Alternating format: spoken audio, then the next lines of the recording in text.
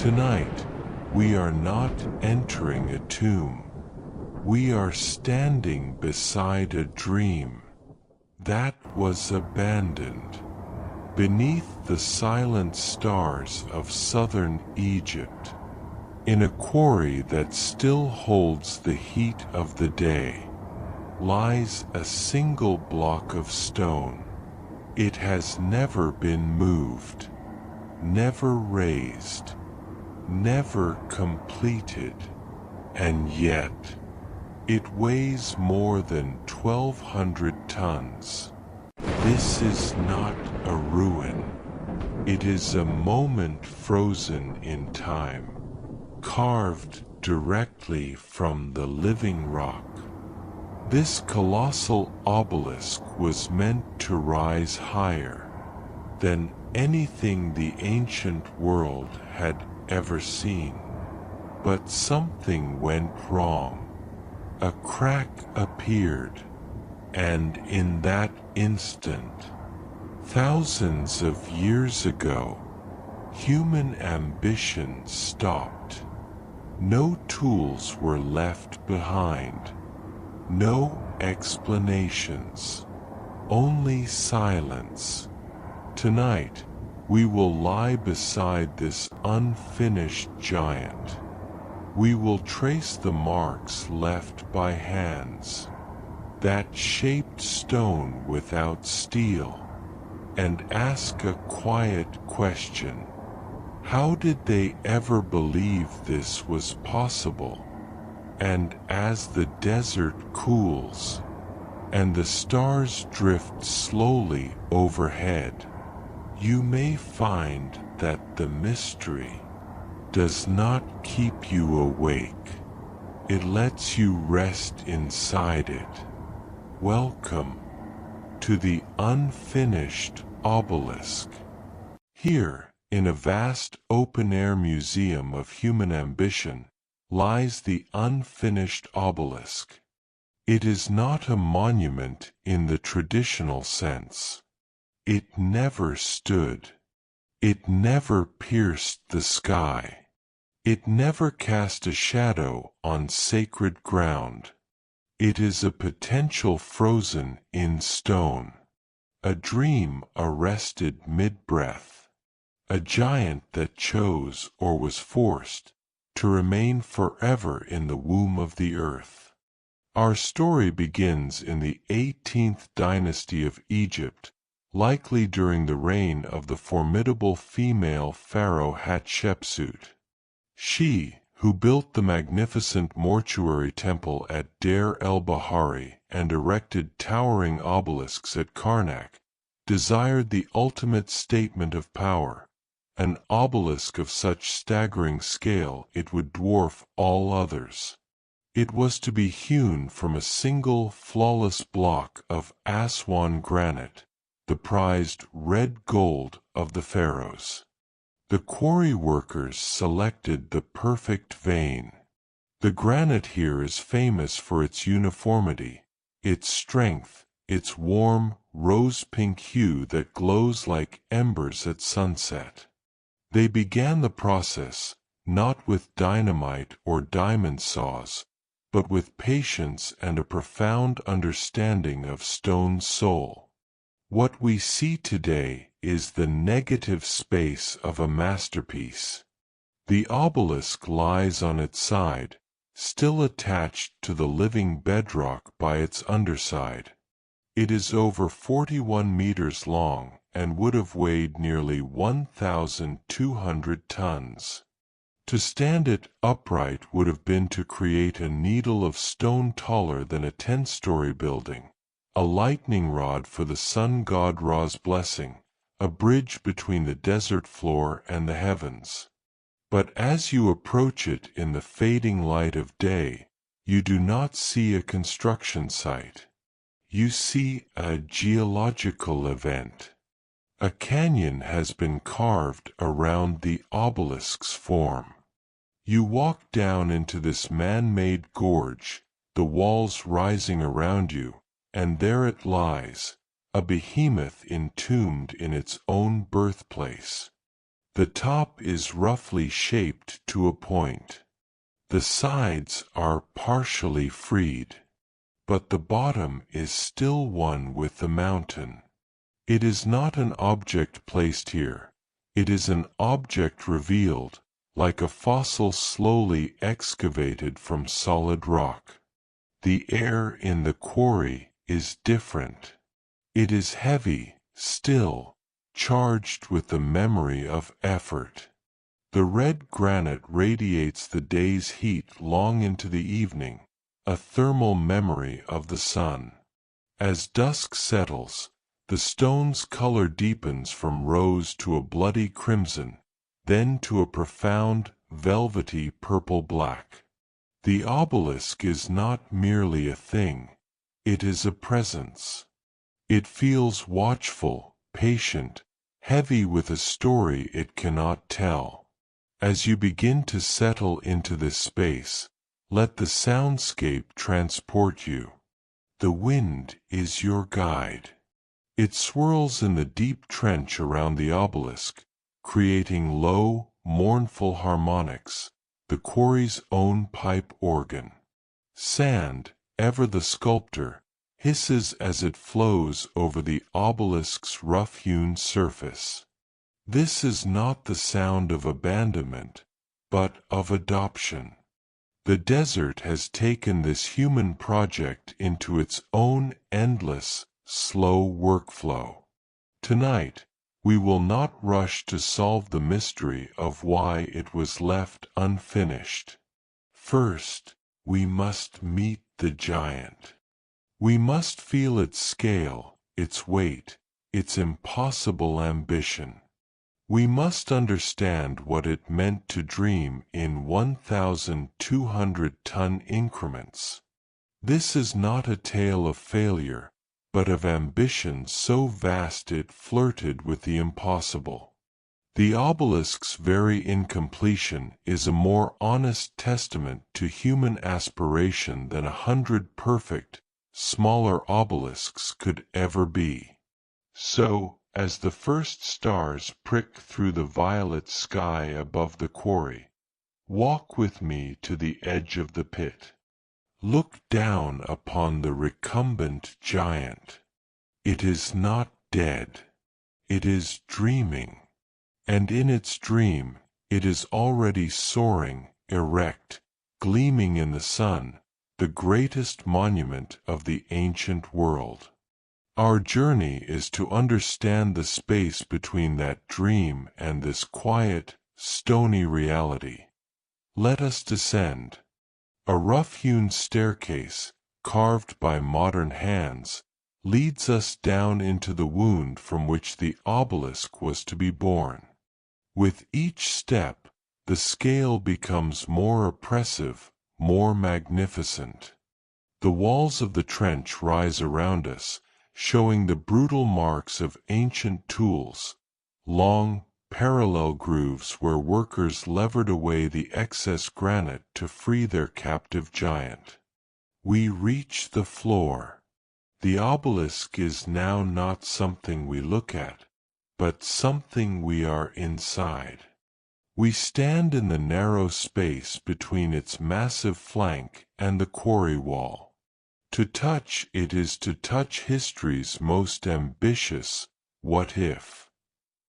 The granite is not smooth, it is textured with the scars of its birth. It is warm from the day's sun, and this warmth is strangely intimate, the residual body heat of a project abandoned for over 3 millennia. Look along its length. The mind struggles. This is not a shaped block, it is a mountain that was almost a monument. The workers had succeeded in defining 3 of its sides. They had undercut its base, creating a channel just wide enough for men to work in, pounding away the connective tissue of rock. They had even begun to shape the delicate, pyramidal pyramidion at the top, the sacred point that would have been sheathed in electrum to catch the first and last light of Ra. All this was done with an almost supernatural patience. They worked not against the stone, but with it. They sought its natural fracture lines, its grain. They listened to its resonance under the hammer. This was a conversation between human will and geological truth. And for a long while, the conversation was going well. Imagine the quarry in its heyday. Not the silent museum of today, but a chaotic cathedral of industry. The air thick with red granite dust, catching the sun like fog of crushed rubies. The sound, a deafening, rhythmic cacophony. Not the ping of metal on stone, metal was too precious and soft, but the dull, world-shaking thud of dolerite balls, fist-sized, hammer-hard stones, being swung by teams of workers against the granite face. The sound would have been a constant, physical pressure in the chest. And the workers themselves.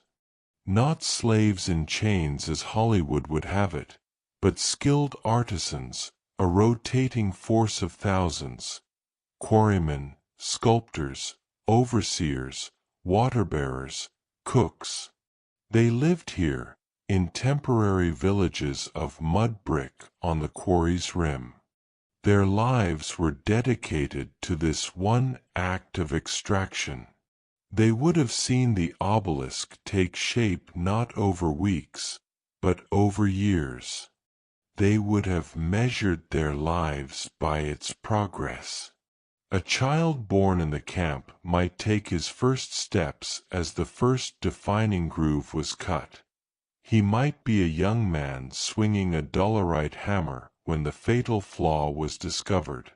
As you stand in the trench, close your eyes and let that ancient industry wash over you in a wave of sonic memory. The thud-thud-thud is hypnotic, a primordial drumbeat of creation. Voices call out in ancient Egyptian, instructions, warnings, songs to coordinate the labor. The screech of wooden levers. The splash of water poured onto hot stone to cool it and make it more brittle. This was not mere labor. It was a collective ritual, a society bending its entire might to the task of giving form to a pharaoh's prayer in stone. Now, open your eyes. See the obelisk in the silent present. The contrast is heartbreaking. All that sound, all that effort, absorbed into this profound quiet. The dust has settled, literally and metaphorically. The workers' voices are echoes absorbed by the very stone they struck.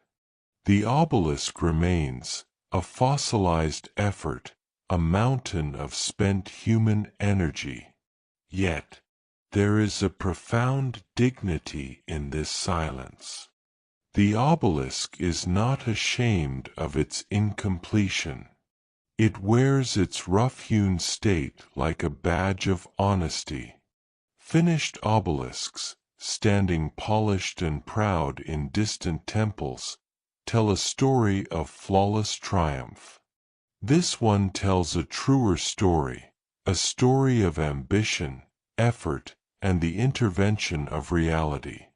It is a monument to the attempt, and in the long view of history, the attempt is often more illuminating than the success.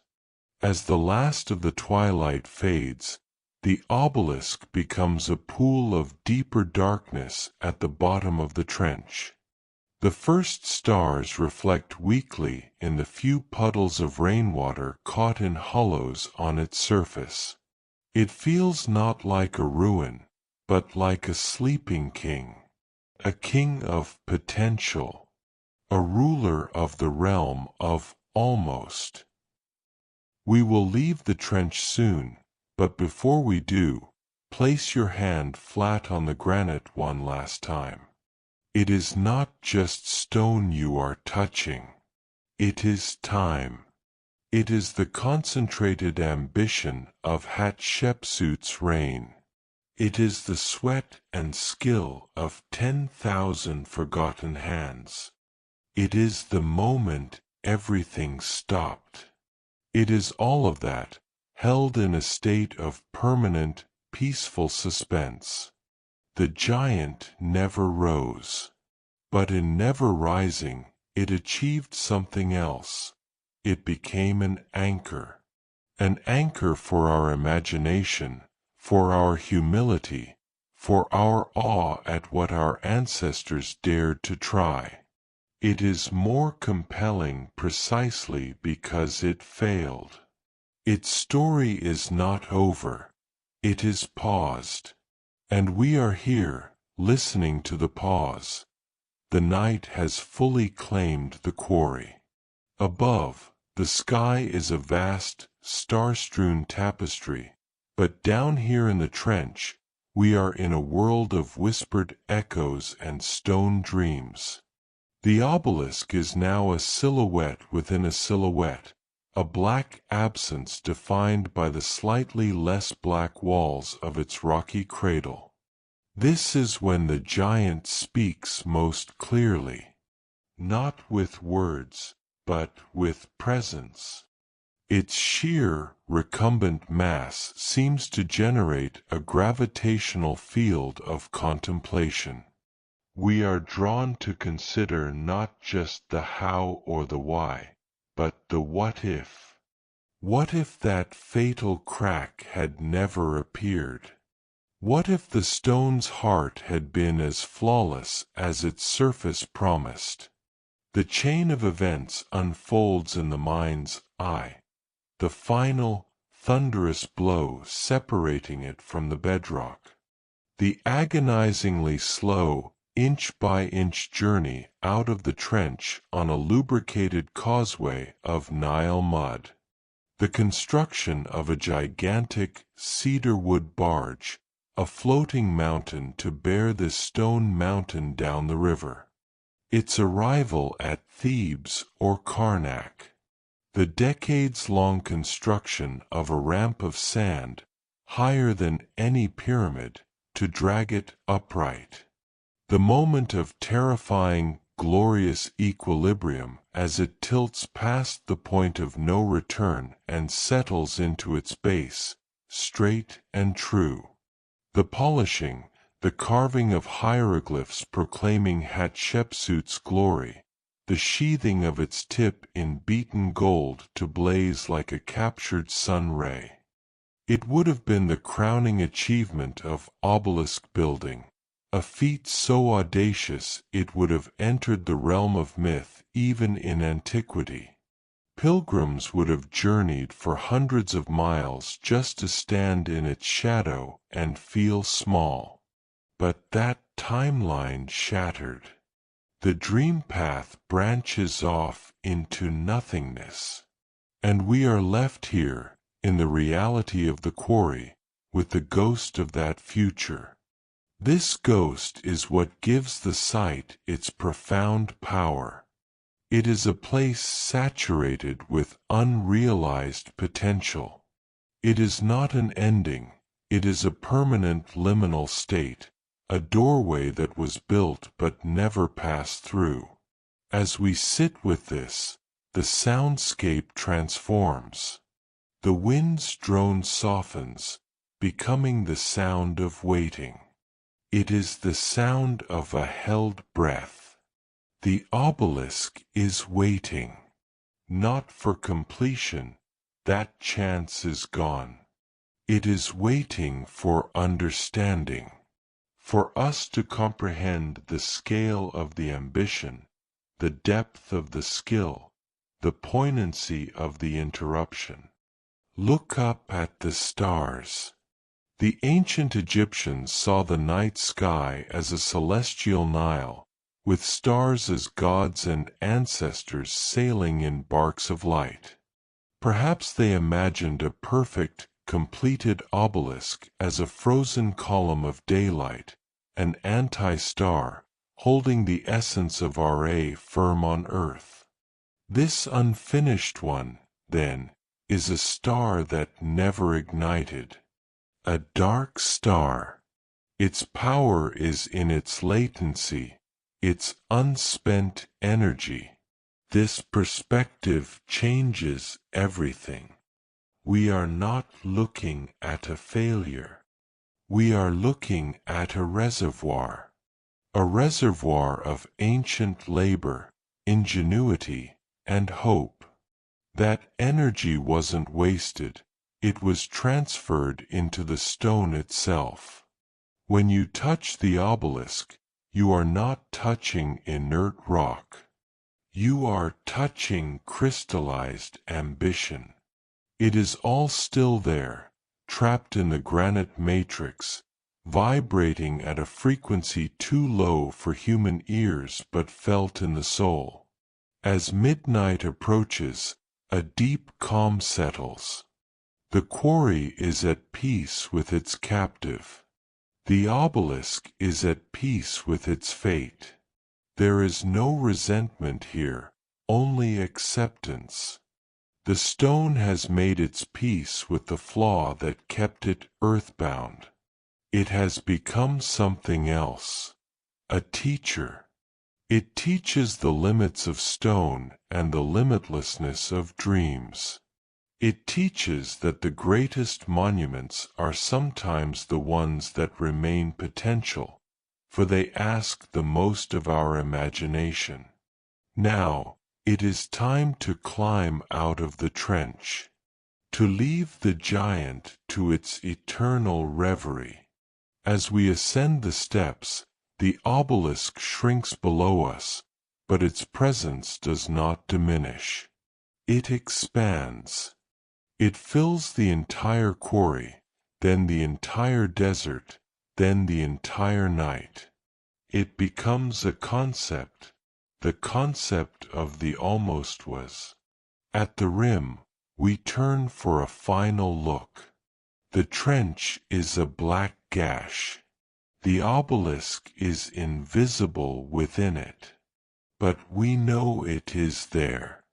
We have sat with it. We have heard its silent story. And we carry that story with us. The wind-up here is stronger, cooler. It sweeps across the barren quarry landscape, scouring the dust of ages.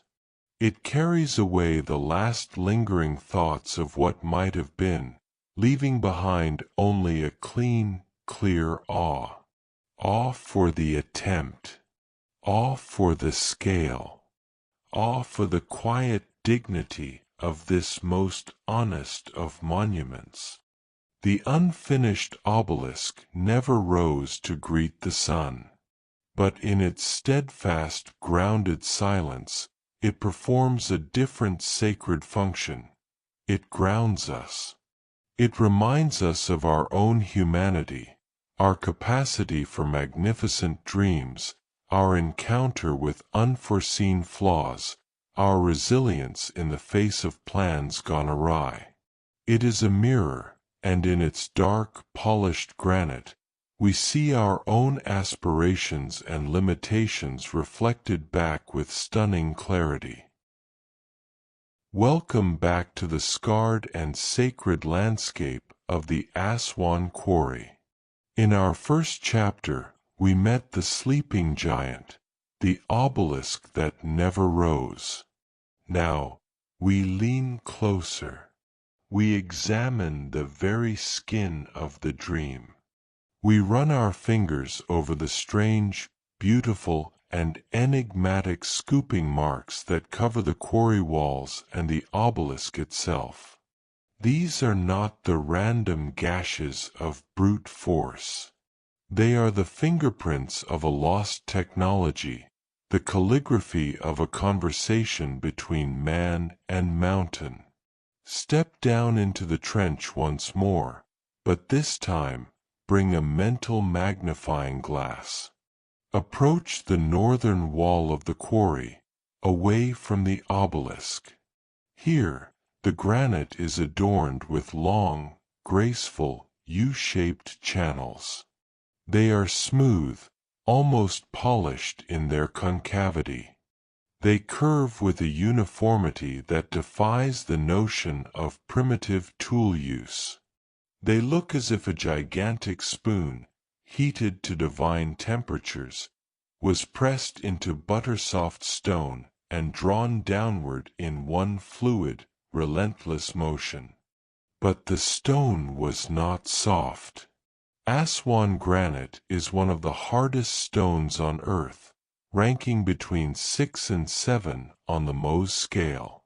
Steel, at a mere 4 to 4.5, would be hopelessly blunted against it. The ancient Egyptians had no hardened steel, no diamonds, no power tools.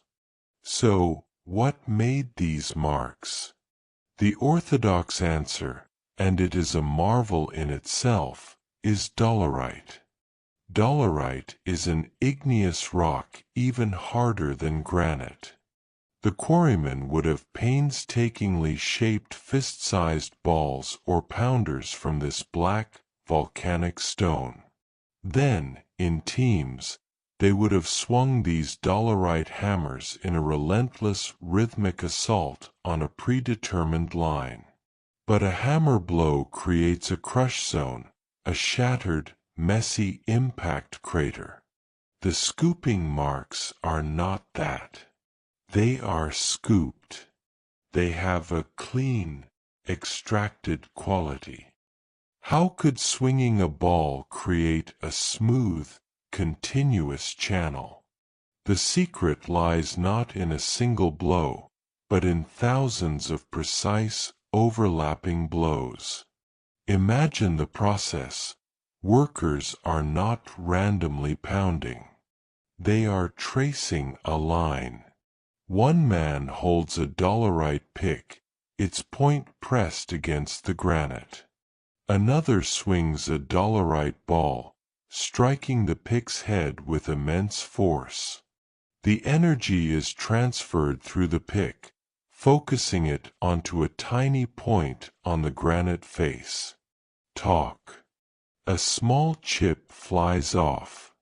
The pick is moved a millimeter along the line. Talk. Another chip. Hour after hour, day after day, this two-man team, the holder and the striker, works its way along the line. The striker develops a perfect, rhythmic cadence. The holder develops an intuition for the stone's grain, knowing when to apply pressure, when to angle the pick.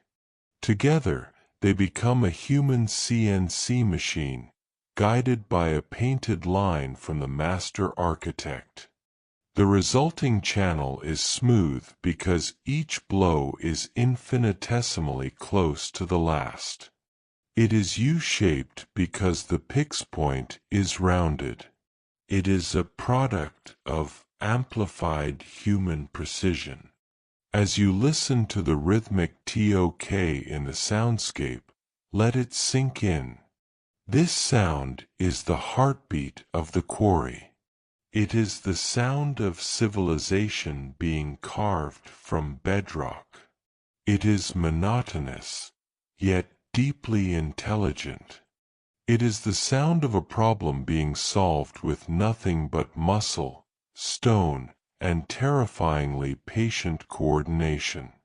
Now, walk over to the obelisk itself. Run your eyes along its partially freed side. You see the same marks, but on a colossal scale. Here, the channels are wider, deeper. To define the obelisk's edge, workers didn't just carve one line. They carved parallel lines, inches apart, and then shattered the granite web between them using wedges and levers. The scooping marks are the negative space of the material they removed, the ghost of the stone that was sacrificed to reveal the form within. Look closely at the texture within a channel. It is not glassy smooth.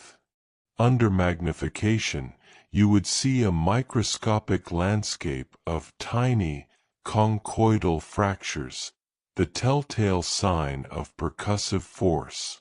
This is the final proof. These graceful curves were born not from a single magical tool, but from millions of microscopic, controlled shatterings. It is a form of controlled erosion, speeded up by human will. As dusk begins to soften the harsh quarry light, the scooping marks take on a new character.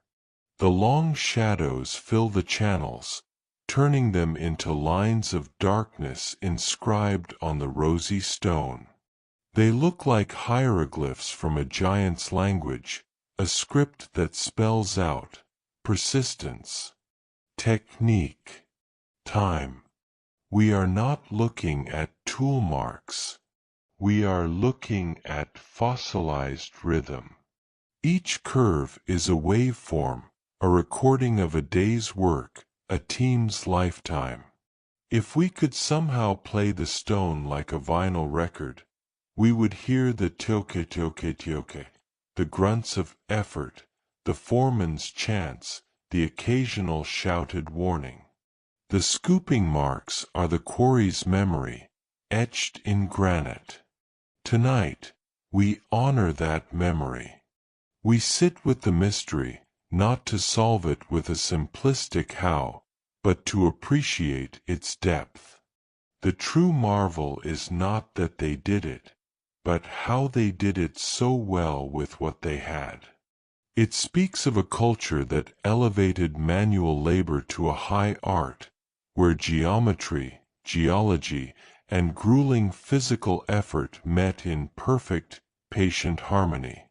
The giant obelisk is the star of this show, but these scooping marks are the supporting cast, the countless, nameless technicians whose skill made the dream possible. In their smooth, silent curves, we find a democracy of effort. Every mark, no matter how small, was essential.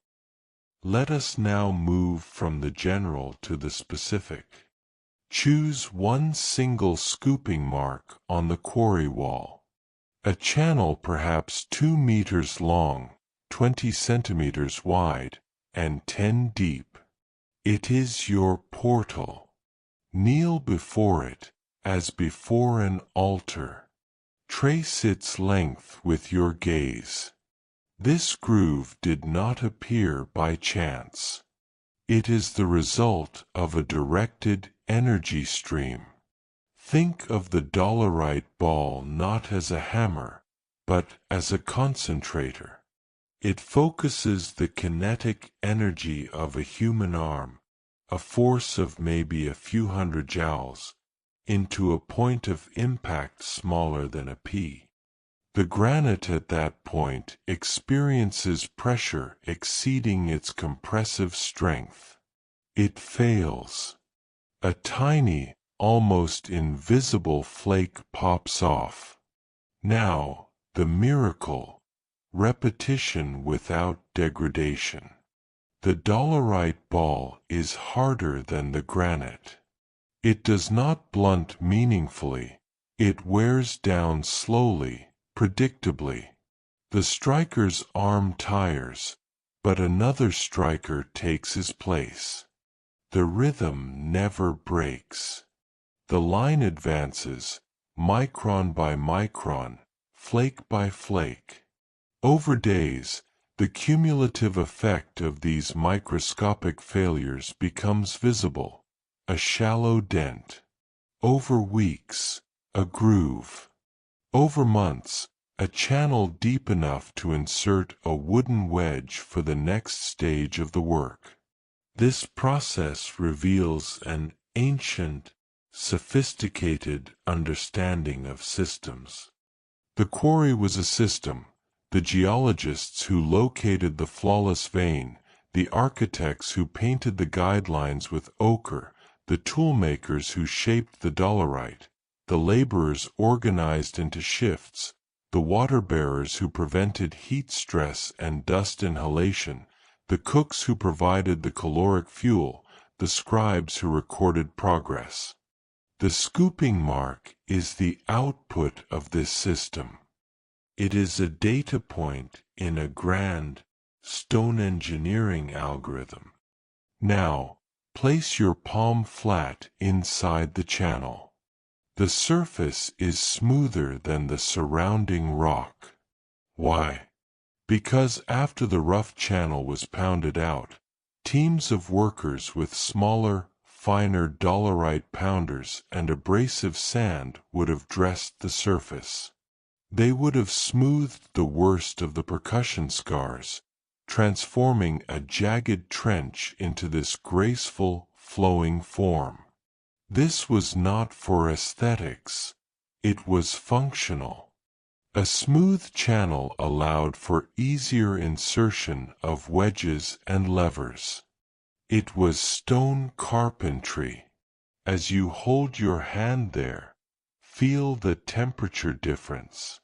The channel, being recessed, holds the cool of the night longer. It is a thermal memory. Imagine the stone under the midday sun, blisteringly hot. The workers would have poured water into these very channels. The water would sizzle, steam, and cool the stone, making it slightly more brittle and easier to work. It would also lay the dust, a primitive but vital health measure. The channel served as a cooling duct and a dust suppressant. Every feature had multiple functions. Now, stand back. Look at the pattern of channels across the wall. They are not random. They follow the natural cleavage planes of the granite. The master quarryman knew that granite, though massively strong, has a grain, a direction along which it prefers to split. They read the stone like a woodworker reads oak. Their channels are cut perpendicular to this grain, creating a line of weakness they could exploit. The scooping marks are not just evidence of force, they are evidence of intelligence applied to material. This intelligence extended to logistics. The channels are often in stair-step patterns, creating benches in the quarry wall. This allowed workers to operate on multiple levels simultaneously, like a giant, open-pit mine. It also created platforms from which they could lever out the freed blocks. The elegant curve of a scooping mark, therefore, is also a structural feature of an intricate, multi-level worksite. Let the soundscape deepen to reflect this complexity. The singular tok, talk, tok, multiplies. Now you hear it in stereo, in surround sound. Different rhythms from different levels of the quarry. A faster beat from a team doing fine dressing. A slower, heavier thud from a team starting a new, deep channel. Voices calling back and forth in coordination. The groan of wooden levers. The splash of water. This is the symphony of extraction. The scooping marks are its sheet music, frozen in stone. We are often in awe of the finished products, the polished obelisks, the smooth pyramid casings. But here, in the rough quarry, we see the truth of creation. It is messy, repetitive, physically brutal, and requires a level of organization that is itself a work of art. The Parthenon is beautiful, but the quarry at Pentelicus is profound. Karnak Temple is majestic, but the Aswan quarry is humbling. The mystery of the scooping marks, then, is not a how-done-it of physics that we can roughly explain. The deeper mystery is the socio-cultural how. How did they maintain morale for such a Sisyphean task? How did they pass the precise skills from master to apprentice over generations? How did they coordinate thousands of men without digital networks, without even paper memos? The answer lies in culture, ritual, and a shared belief in a divine mission that transcended the individual. The pharaoh was a god. The obelisk was a god's finger pointing to heaven. To work on it was to participate in a cosmic act. The rhythmic pounding was a prayer in percussion. The scooping mark was a sacred inscription. This spiritual dimension is what elevated the work from mere labor to a communal sacrament. It is what allowed a man to swing a dolerite ball for 10 hours a day, 4 years, and feel not like a slave, but like a priest of geometry. As night fully embraces the quarry, the symphony in your mind fades.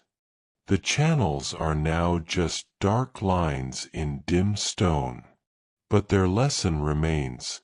Grandeur is built on a foundation of infinitesimal, repeated, perfectly coordinated efforts.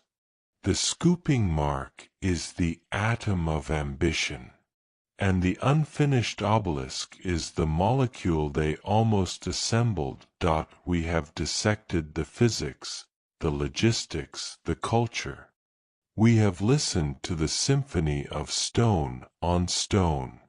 Now, as the deepest hour of the night holds the quarry in its cool grasp, we arrive at the most intimate layer of the mystery, the human hand behind the mark. Forget the teams, the shifts, the grand system for a moment. Imagine one man. His name is lost. He is a striker. His world is reduced to a simple, brutal binary. The dolerite ball in his calloused hands, the dolerite pick held by his partner, and the unyielding granite face. His entire universe exists in the 18 inches between the swing and the impact. He knows this stone. He knows its voice. A healthy, flawless granite rings with a high, clear ping when struck rightly. A stone with a hidden flaw, a pocket of softer feldspar, a nascent crack, gives a dull, wet thunk. He has learned to listen with his hands, his arms, his very skeleton. The vibration travels up the tool, through his bones, into his skull. He is a diagnostician of stone, reading the granite's health through percussion. His rhythm is not mindless. It is a trance state. The tio, talk, toke, is his mantra. With each swing, he is not just removing rock, he is having a conversation. The stone pushes back. It resists. It chips when it is ready, not when he demands. He has learned humility before the material. He respects it. In a strange way, he loves it. This granite will become part of a god's house.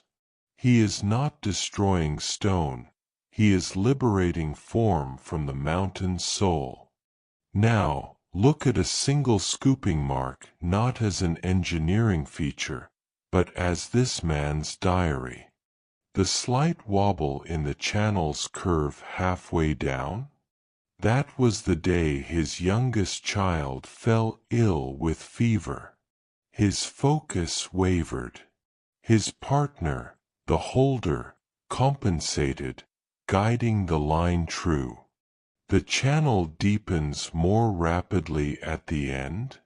That was a day of rare, perfect synergy. The stone was cooperating, the light was good, the overseer had provided extra rations. They worked with joyous efficiency, losing themselves in the flow of the work. These marks are not impersonal. They are biographical. They contain the sweat, the worry, the pride, the fatigue of the individuals who made them. The smoothness is an aggregate of their collective skill, but the imperfections, the almost invisible variations, are their humanity. They are the signatures of the anonymous. As you run your fingers along the cool, smooth concavity, you are touching the collective palm print of 100 men. You are connected to them across 35 centuries. Their heat is gone, their sweat evaporated, their names forgotten. But their intention remains, encoded in the stone's altered surface. They intended to create something eternal. And in a way, they succeeded, not with the obelisk, but with these very marks of its becoming. This realization transforms the quarry from a historical site to a memorial. It is a memorial to work, to the dignity of skilled labor, to the anonymous thousands whose names are not carved in any temple, but whose effort is the foundation upon which all temples stand. The pharaohs got the glory, but these men got the truth of material, the truth of effort, the truth of a shared purpose larger than themselves. Now, let your awareness expand from the single mark to the entire panorama of the quarry walls. See the thousands of channels, grooves, and scooping marks. They are a topographic map of time and effort. They are like the rings of a tree, each marking a season of work. They tell a story of exponential ambition, small, tentative marks at the edges where the quarry began, deeper, more confident channels as the techniques were mastered, and finally, the colossal, sweeping grooves around the obelisk itself, the apex of their confidence, just before the fall. The soundscape in your mind completes this picture. The rhythmic pounding is no longer just a sound. It is a heartbeat. The heartbeat of the project. The heartbeat of a civilization confident in its ability to reshape the world. TOK, the pulse of planning. TOK, the pulse of labor. TOK, the pulse of faith. It is steady, strong, unwavering, until it stops. For in the very midst of this confident, rhythmic symphony, the stone itself will sing a different note. A note of warning. A dull, wrong thunk that echoes not just in the striker's arms, but in the soul of the enterprise. That note is the subject of our next chapter, the fatal flaw. But for now, in this moment, the rhythm is still strong. The dream is still alive. The giant is still being born. As we prepare to leave the world of the scooping marks, we take with us a profound lesson in attention. The ancient craftsmen paid absolute attention to their material and their task. In our modern world of distraction, Their focused, sustained presence is a form of wisdom. They teach us that to create something lasting, one must first learn to listen, to the stone, to the tool, to the partner, to the rhythm of the work itself. The mystery of the marks is solved not by a secret technology, but by a secret mindset. A mindset of deep engagement, patience, and respect. The granite yielded not to superior force, but to superior relationship. Stand up. Step back from the quarry wall. The night is old. The stars are wheeling toward dawn. The scooping marks are invisible now, swallowed by the darkness. But you have seen them. You have felt their meaning. You have heard their story. They are no longer a mystery.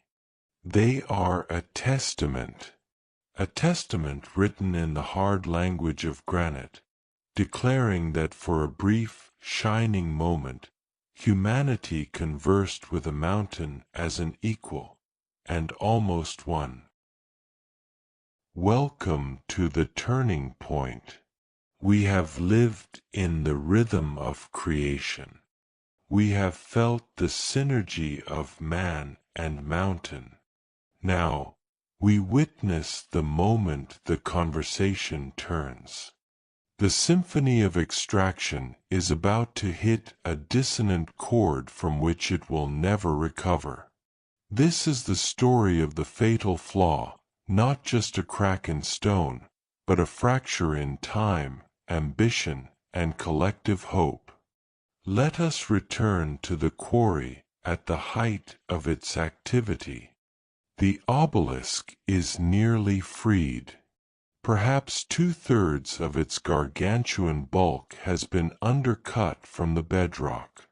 From above, it looks like a great stone needle laid carefully in a velvet case of its own making. The workforce is buoyant.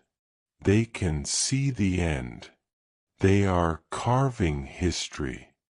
Deep in the trench, a two-man team works on the final, most critical section, the keystone area near the obelisk's center of gravity.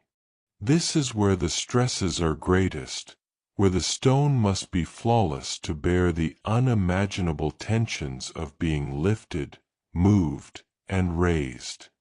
The holder positions his dolerite pick. The striker swings. Talk. A normal impact. A small chip flies. The holder shifts the pick a millimeter. The striker winds up again. Talk. Another chip. The holder moves again. The striker swings. Talk. But this time, the sound is different. It is not the clean, sharp report of granite failing in a controlled way. It is a duller, deeper thunk, with a wet, reverberant quality. The vibration that travels up the striker's arms is not the familiar, sharp jolt.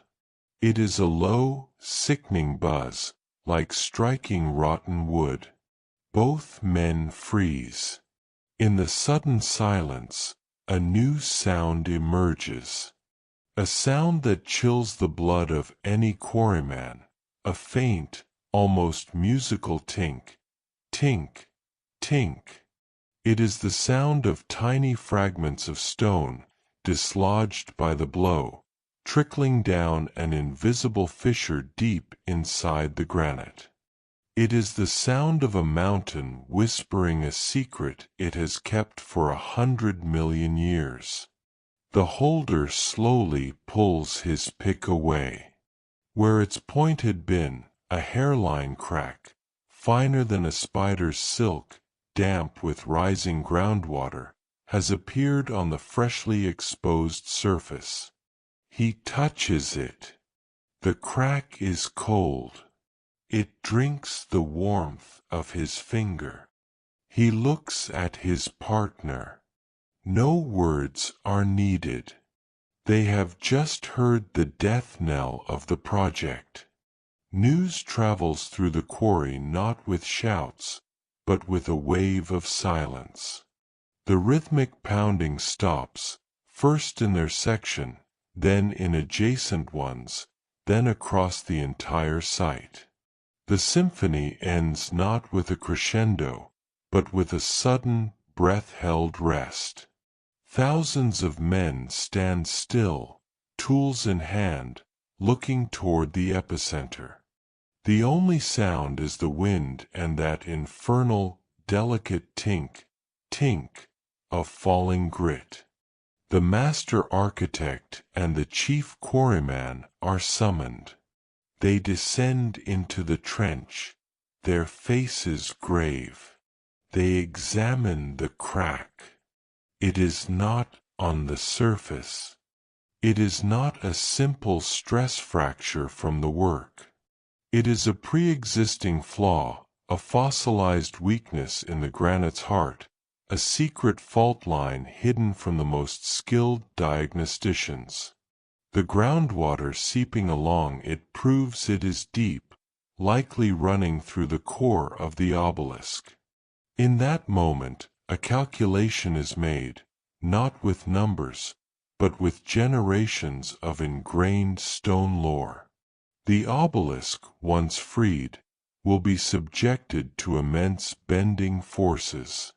It will be levered, rocked, dragged, floated, and finally raised. A flaw of this nature, under such stress, will propagate. It might not fail in the quarry. It might fail while being painstakingly dragged toward the Nile, crushing hundreds of men. It might fail halfway up the sand ramp during raising, shattering into a million pieces and destroying decades of work in a catastrophic instant. The risk is unacceptable. The obelisk is compromised. A silence deeper than any before settles over Aswan. It is the silence of realization.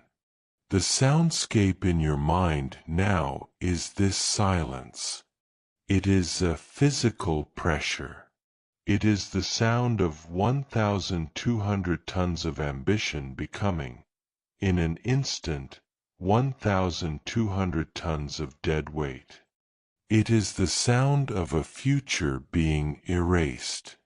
As you stand in the quarry today, you can almost feel this silence preserved in the stone. The obelisk is not just unfinished, it is frozen in the moment of diagnosis. The tools were dropped right where they were held. The workers walked away. The project didn't wind down, it stopped. This gives the site its uncanny, ghostly quality. It is a Pompeii of ambition, petrified not by ash, but by a single invisible line of weakness. Look now at the obelisk itself. Can you see the flaw? From a distance, no. The stone looks monolithic, mighty. But the ancients knew. They heard it. They felt it in their tools.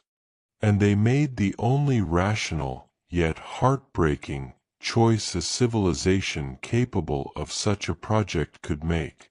They walked away.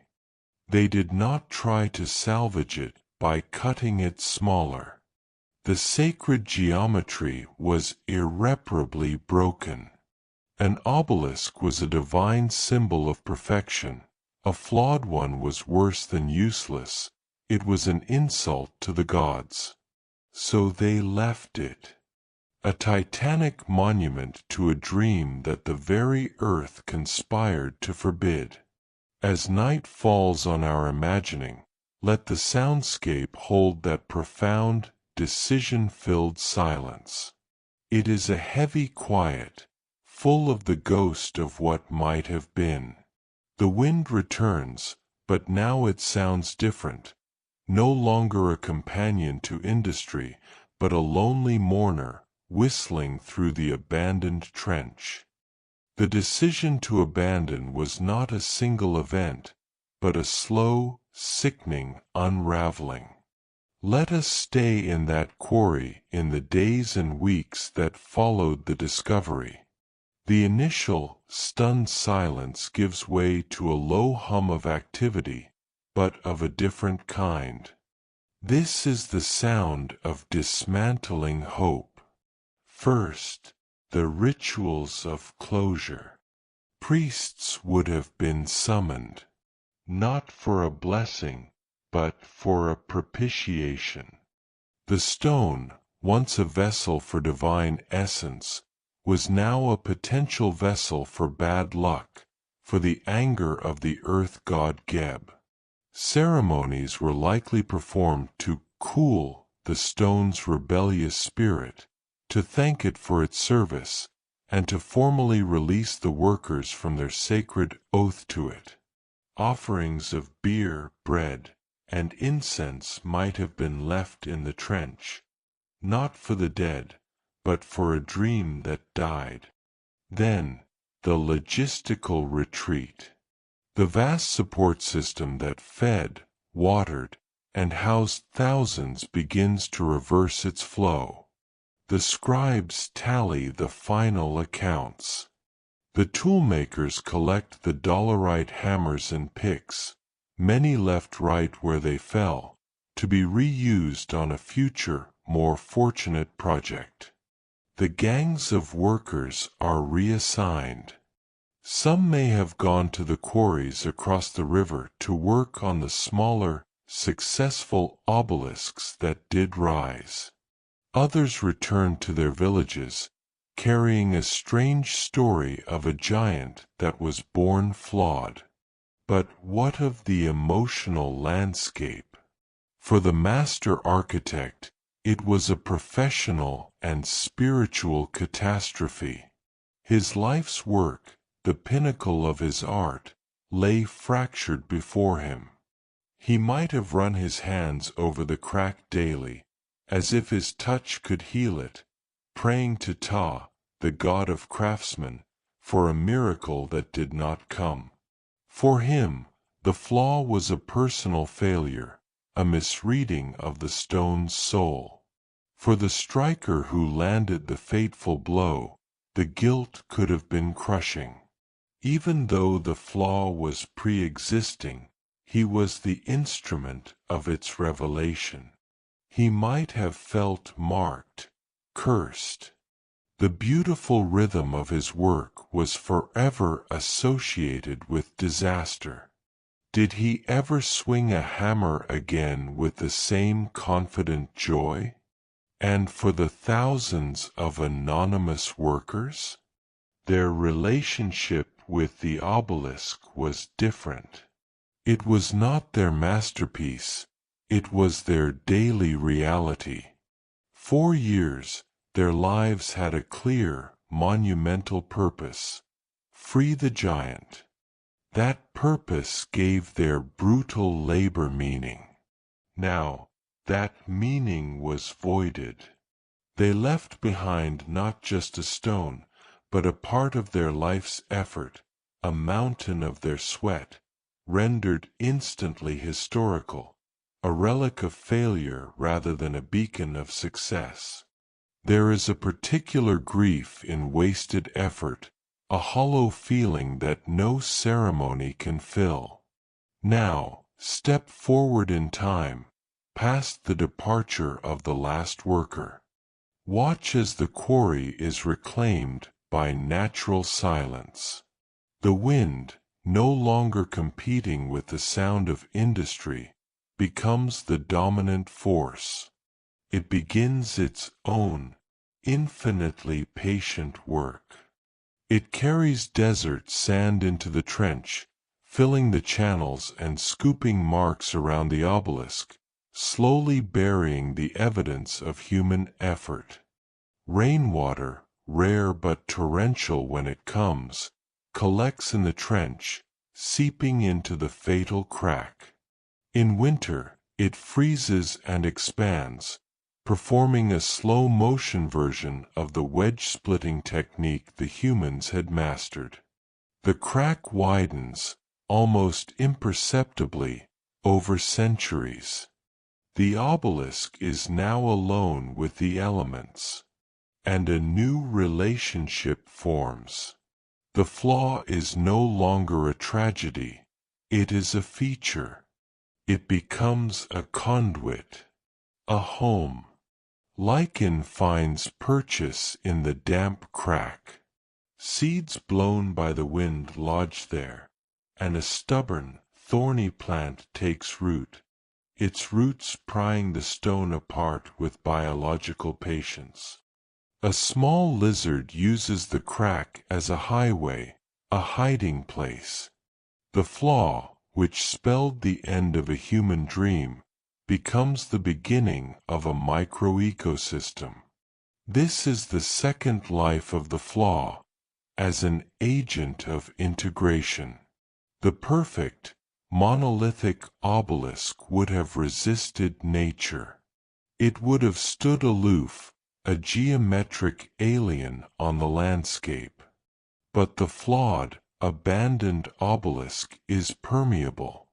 It lets the world in. The crack is a doorway for life, for water, for time. The obelisk begins its slow return from a potential monument to a natural formation, a queer mesa in a trench. As you contemplate this, let the soundscape evolve. The heavy silence of abandonment is slowly woven through with new sounds, the whistle of wind through the narrow crack, a lonely, fluting note. The drip of condensation within it. The scratch of a rodent's claws on stone. The rustle of that lone plant. These are the sounds of the obelisk's new purpose, not as a divine symbol, but as a habitat. It is a quieter, humbler purpose, but a purposeful one nonetheless. This transformation holds a deep lesson. The ancient Egyptians sought perfection and permanence. They wanted to freeze a moment of divine glory in stone, forever. The flaw introduced imperfection and process. It forced the stone onto a different path, one of decay, integration, and change. In the long arc of time, which is more successful? The perfect, raised obelisk that stands static for millennia until an earthquake fells it? Or this flawed, recumbent giant that immediately began a conversation with rain, roots, and lizards, becoming a living part of the desert's slow story? The flaw, in the end, did not kill the obelisk. It liberated it from human expectation. It returned the stone to the jurisdiction of geology and biology. It allowed the giant to fulfill a different, more organic destiny. As night deepens, we are left with this paradoxical peace. The catastrophe that broke the hearts of pharaohs and architects was, for the stone itself, simply the next phase of its existence. The crack is not a wound, it is a breathing space. A place where the outside world can meet the stone's interior. A monument to the truth that nothing, not even a 1,200-ton block of granite, is an island. We have witnessed the shock of discovery, the grief of abandonment, and the slow, natural reclamation. Now, in the deepest quiet of the night, we arrive at the philosophical heart of the flaw. What does this singular crack, this hairline fracture in a sea of stone, ultimately mean? To answer, we must ascend from the trench and view the obelisk from a new perspective, not as a failed project, but as a profoundly successful teacher. Stand at the quarry's rim under a canopy of stars. The obelisk below is a long, dark pool of shadow. The flaw is invisible from here. From this vantage, the obelisk appears whole, perfect in its intended form. This is the view of ambition, the pharaoh's view, the architect's view. It sees only the grand shape, the potential glory. Now, descend back into the trench. Approach the stone. Find the crack. Run your finger along its cold, damp length. This is the view of reality, the quarryman's view, the geologist's view. It sees the hidden weakness, the inherent fragility, the truth that lies beneath the surface. The obelisk's power lies in its ability to hold both truths simultaneously. It is both the perfect, aspirational form and the flawed, earthly reality. It does not let us choose one over the other. It forces us to hold the tension between them. In this tension lies its greatest lesson.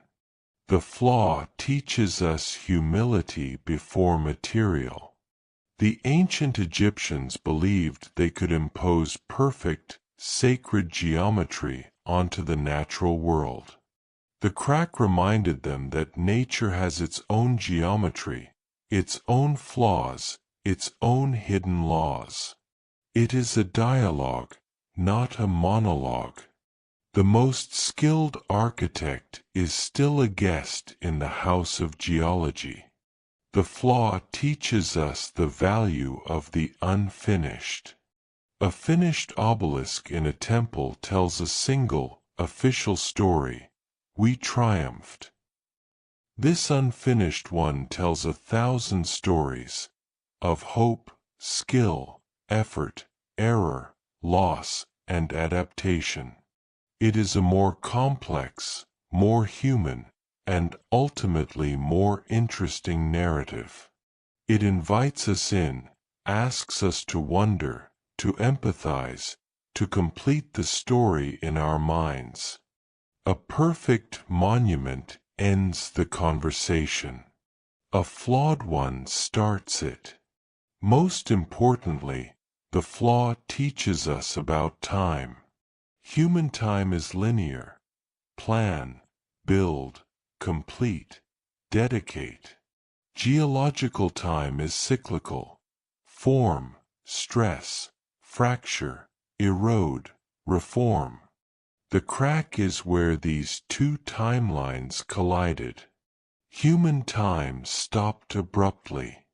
Geological time continued, seeping water into the fracture, widening it by microns per year.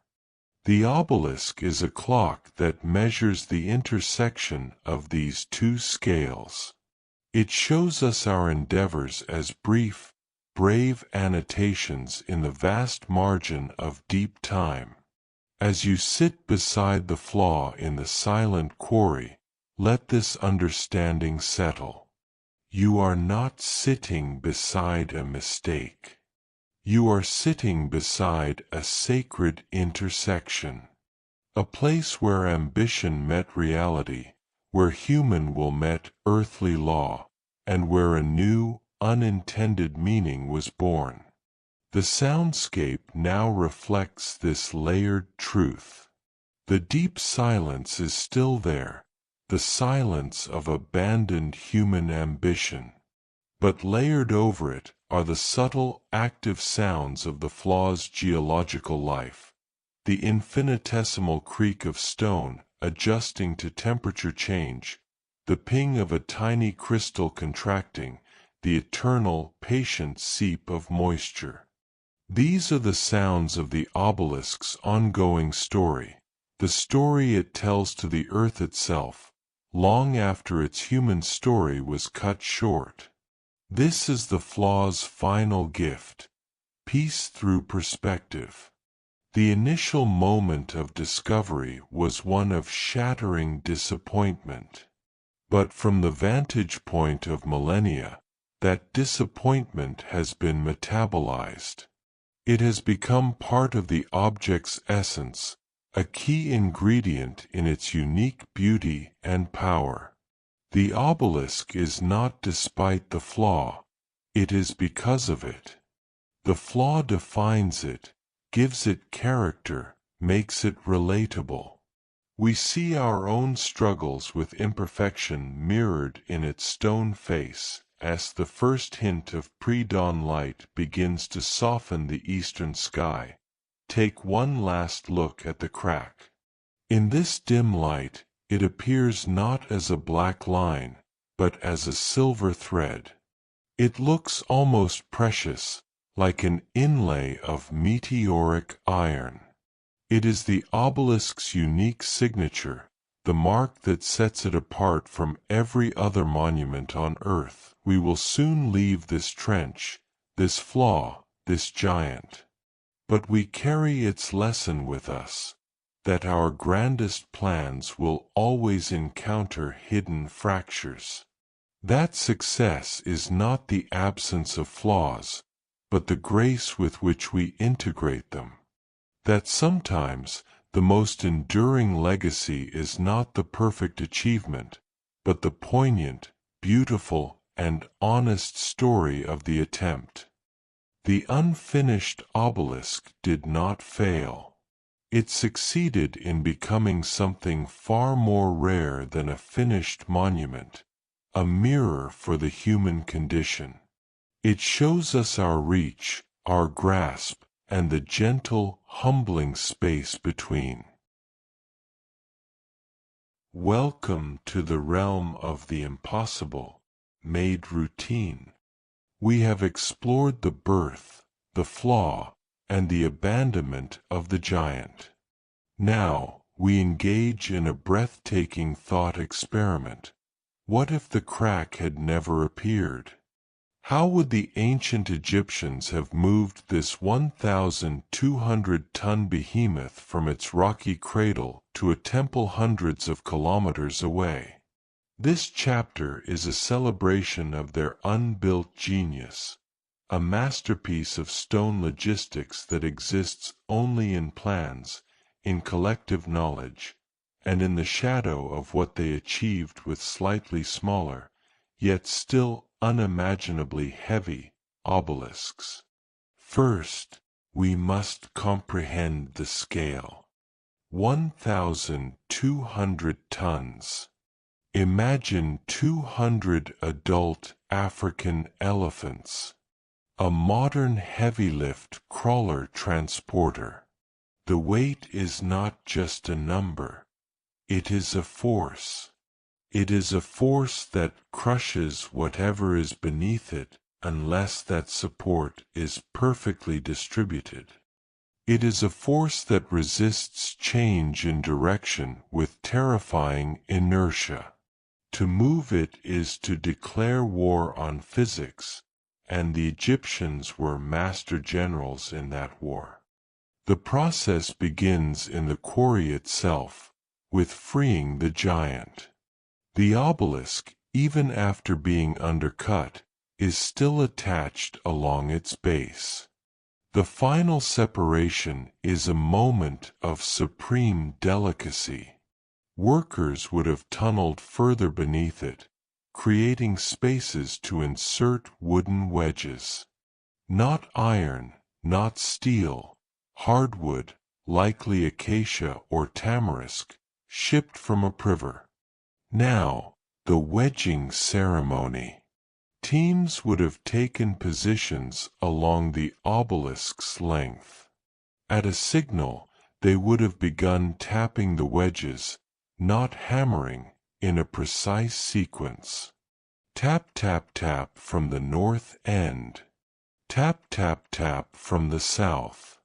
The goal is not to split the stone, but to transfer the weight evenly from the bedrock onto the wooden supports. The sound would have been a symphony of light, sharp reports, a stark contrast to the earlier pounding. It is the sound of precision under pressure.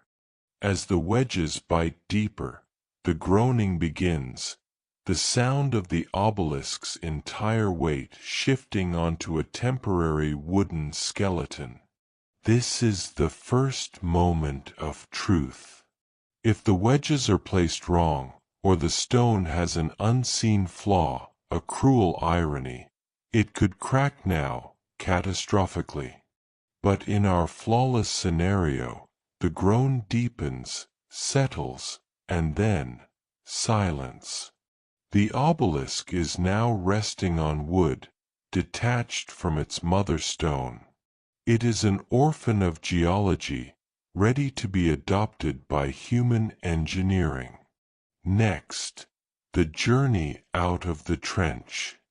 The obelisk lies in a deep, stone coffin. It must be lifted, in a sense, to ground level. They did not have cranes. Their solution was the lever and the ramp. Giant levers of cedar, trees themselves weighing tons, would be inserted under one end.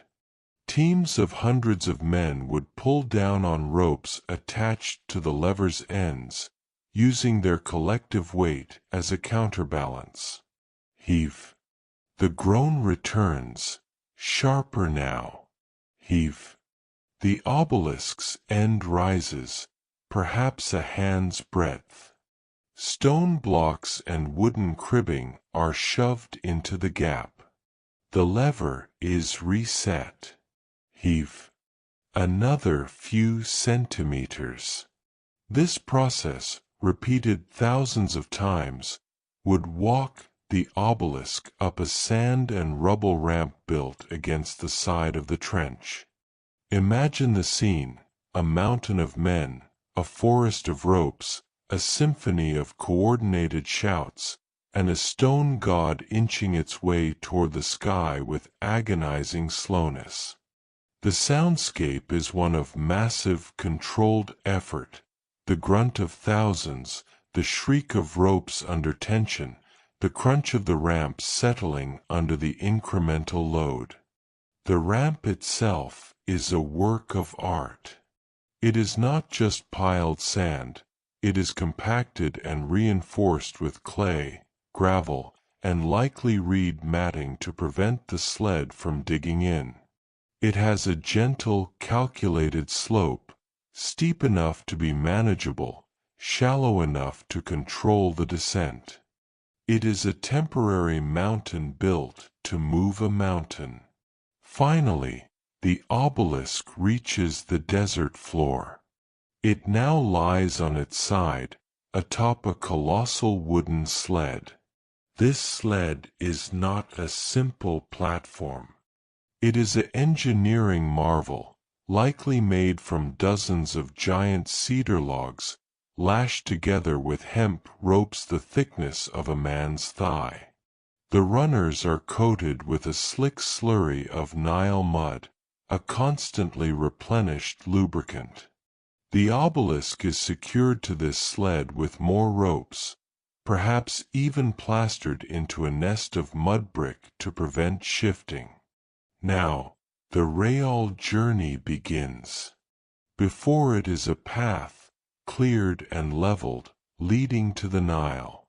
And lining that path, waiting, are teams of haulers. Not slaves, but a regimented force, perhaps as many as 5,000 men.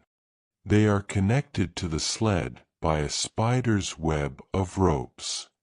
A master drummer or hornblower sets the pace. Heave. The sound that follows is not a shout, but a unified guttural roar from 5,000 throats. The ropes tighten, singing with strain. The sled groans. And then, the miracle. It moves. not fast. An inch per pull, maybe less. But it moves. The unmovable is moving. As you imagine this, let the soundscape fill with this primeval chorus of effort.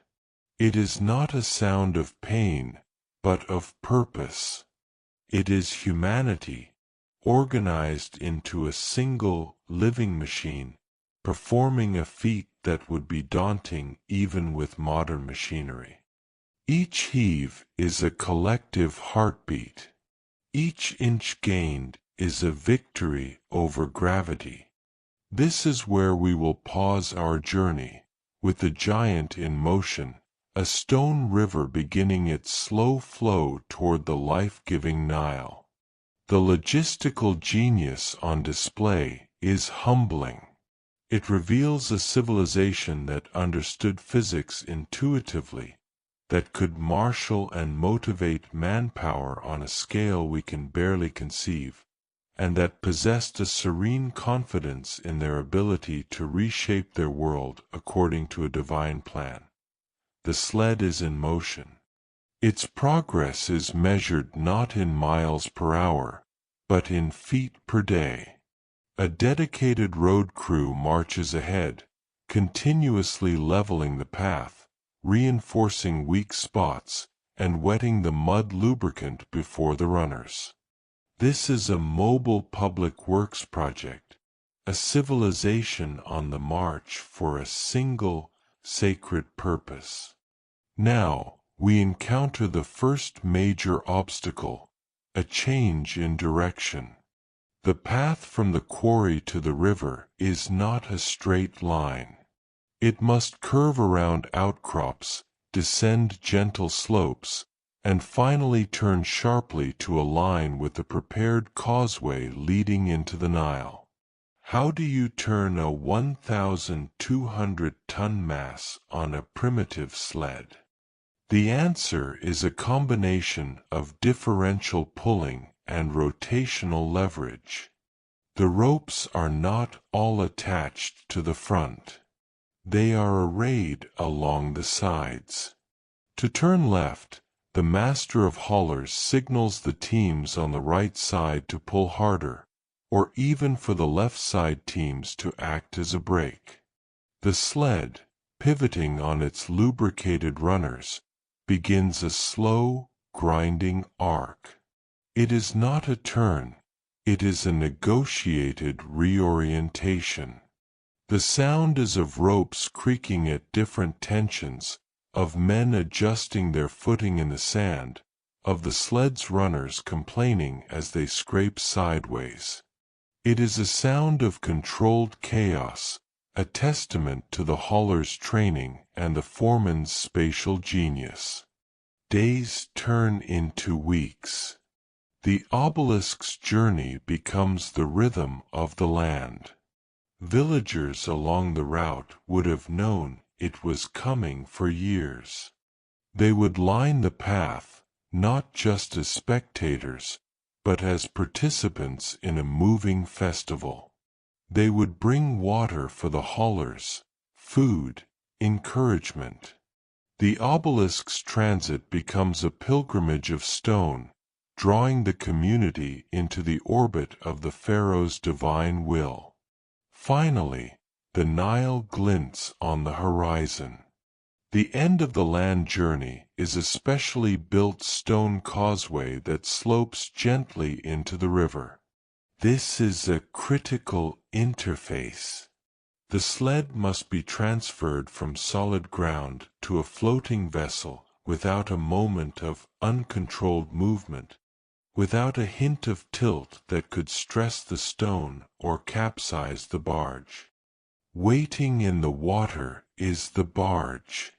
It is not a boat, it is a floating fortress.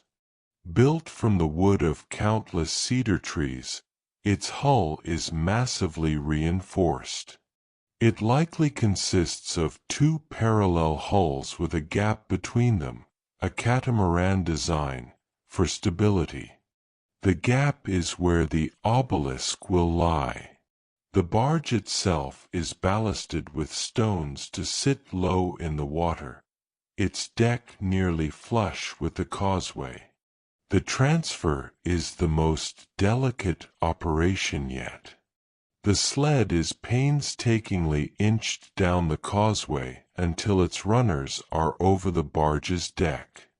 Then, using a system of hydraulic engineering, the barge is deliberately flooded, sinking it lower in the water. The sled is pulled further forward until the obelisk is perfectly centered over the gap between the hulls.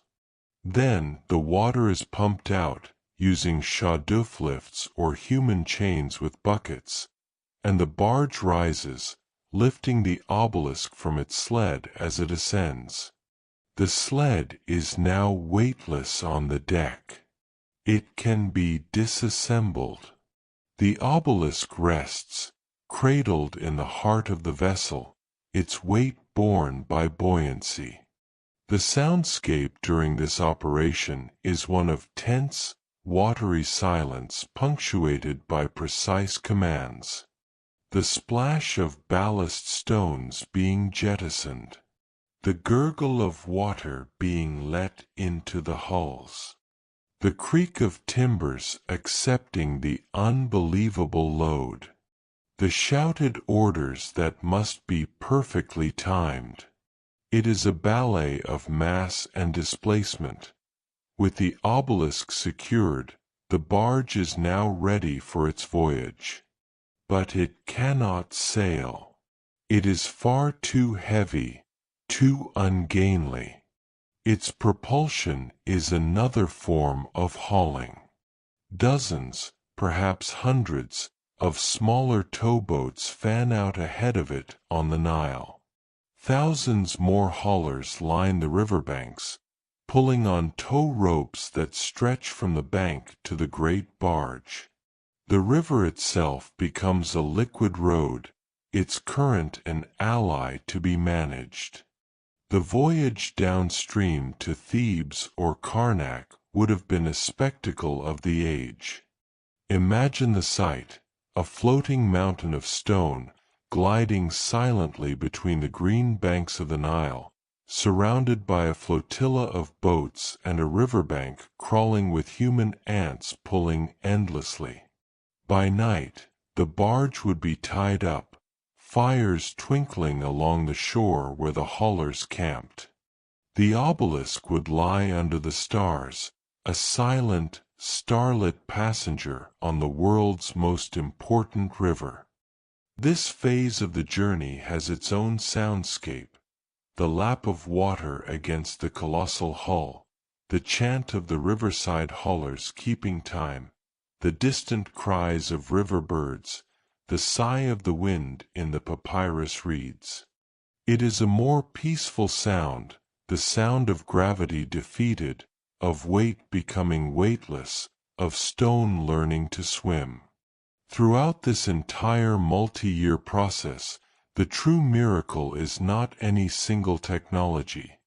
Levers, sleds, barges, ropes, but the seamless integration of them all. It is a supply chain of the sublime. It requires quarrymen, carpenters, rope makers, sailors, hydrologists, quartermasters, and generals of manpower to all perform their roles flawlessly, for years, without a single critical failure.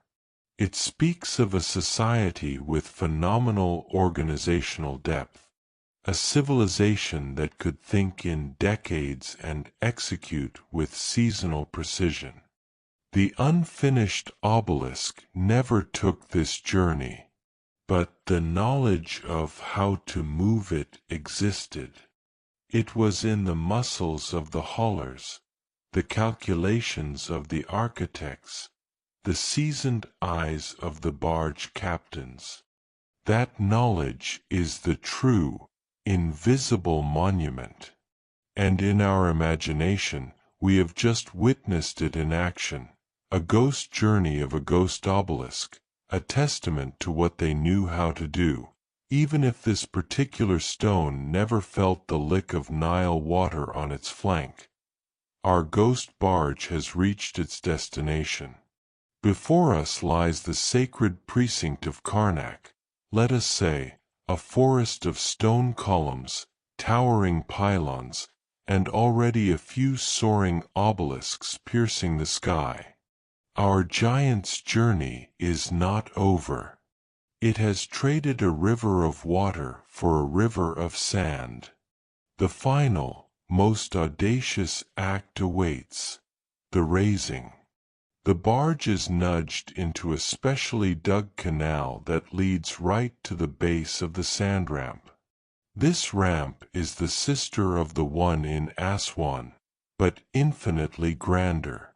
It is a mountain of sand, brick, and rubble, built over years against the side of the temple's obelisk pedestal. Its slope is engineered to perfection, steep enough to be as short as possible, shallow enough to allow controlled dragging. Its peak is precisely aligned with the top of the pedestal. The process of transferring the obelisk from barge to ramp is a reverse of the loading operation. The canal is flooded, the barge ballasted to sink, and the giant is carefully pulled onto another massive sled, now positioned at the ramp's base. The hauling teams reassemble. The drums begin their heartbeat. The journey upward begins.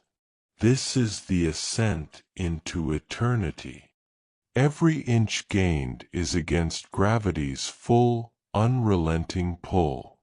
The sound here is pure strain, the scream of ropes, the groaning of the sled, the gasping breaths of thousands of men pulling in unison, their feet digging into the sand of the ramp. It is a sound of absolute commitment. There is no turning back. A slip, a rope failure, a misstep in the rhythm, could send the 1,200-ton mass sliding backwards in a catastrophic avalanche of stone, wood, and flesh. But they succeed. Day by day, week by week, the shadow of the obelisk climbs the ramp. It rises above the temple walls, above the palm trees, becoming a familiar sight to the city's inhabitants, a slumbering giant being walked into the sky. Finally, the sled reaches the summit. The obelisk now lies on its side, its base hovering directly over the pedestal socket, a deep, square hole in the temple's foundation stone. This is the moment of supreme, delicate terror, the pivot. The engineers would have built a fulcrum of timber and stone at the obelisk's center of gravity. Using levers and a system of controlled lowering on one side, they would begin to tilt the monolith. It is a dance with disaster. As the obelisk tilts, its weight shifts from the sled onto the fulcrum. The sound is of shifting cosmos, a deep, thunderous creak as the entire world of the project reorients. Men hold their breath. Priests likely chant spells to steady the stone's caw. Then, the final controlled drop. As the base descends into the socket, the apex rises, scraping against a prepared, lubricated stone backstop. For 1 heart-stopping minute, the obelisk is at a 45-degree angle, balanced between earth and sky. Then, with a final ground-shaking thud that echoes across the Theban plain, the base seats home in its socket. Ropes attached to the top are pulled by teams running down the far side of the ramp, guiding the obelisk the last few degrees to vertical. Silence. Then, a roar, not of effort, but of triumph and relief. a sound that must have been deafening, primal, joyous. The giant is raised. It stands. It is no longer a recumbent dream, but a perpendicular reality. It throws its first long shadow across the sacred ground. The sand ramp, its purpose fulfilled, is now dismantled. It is not dug away, but washed away. Canals are opened, and the Nile itself is let in to dissolve the mountain of sand, revealing the obelisk standing pristine, as if it had grown there from the beginning of time. This act of hydrological unveiling is the final masterpiece, nature's gentle hand completing man's Herculean labor. What we have just imagined is the apotheosis of the unfinished obelisk. It is the life it was meant to live. And in imagining it, we pay tribute not to a failure, but to the boundless capability of its creators. The fact that they could conceive of this, plan for it, and had the proven skill to execute every step on slightly smaller scales, is, in many ways, more impressive than if this one had succeeded. The soundscape now shifts to the sounds of completion, the chants of consecration priests, the ringing of bronze tools as craftsmen carve the final hieroglyphs into the now accessible lower sections, the swish of abrasives as teams polish the rose granite to a mirror shine, the cheer of the crowds during its dedication ceremony. These are the sounds the Aswan quarry never heard. But our obelisk did not make this journey. It stayed in its trench. So, what is the value of imagining this ghost journey? It allows us to measure the distance between dream and reality. That distance, in this case, was a single, hidden crack. It humbles us. It shows us that the grandest human plans are threads, and fate holds the shears. Yet, it also elevates the unfinished stone. By understanding what it was meant to endure, the levering, the hauling, the floating, the raising, we see its quiet repose in the quarry not as a passive failure, but as an active choice of a different path. It chose, or was forced, to skip the agony and the ecstasy. It chose the peace of the quarry over the glory of the temple. There is a strange wisdom in that. As our imagining fades, we are left with two overlapping images: the obelisk standing gold-capped in the Theban sun, and the obelisk lying cool and quiet in the Aswan trench. One is a monument to achievement. The other is a monument to potential. Which is more powerful? The thing that was, or the thing that could have been? The unfinished obelisk forces us to sit with that question, and in doing so, it becomes more profound than any finished monument could ever be. Welcome to the final vigil. We have followed the unfinished obelisk from its conception in flawless stone, through the mystery of its making, the tragedy of its flaw, and the ghostly grandeur of the journey it never took. Now, we arrive at its true destination. Not a temple courtyard in Thebes, but here, in its birthplace. Not vertical, piercing the heavens, but horizontal, cradled by the earth. This is not a consolation prize. This is its chosen state, its eternal sleep. Let us return to the Aswan quarry under the dome of a perfect, star-laden night. The heat and glare of the day are a distant memory. The granite, which radiated a furious warmth at noon, now emits a cool, gentle exhalation, the stored memory of the sun being slowly released to the cosmos.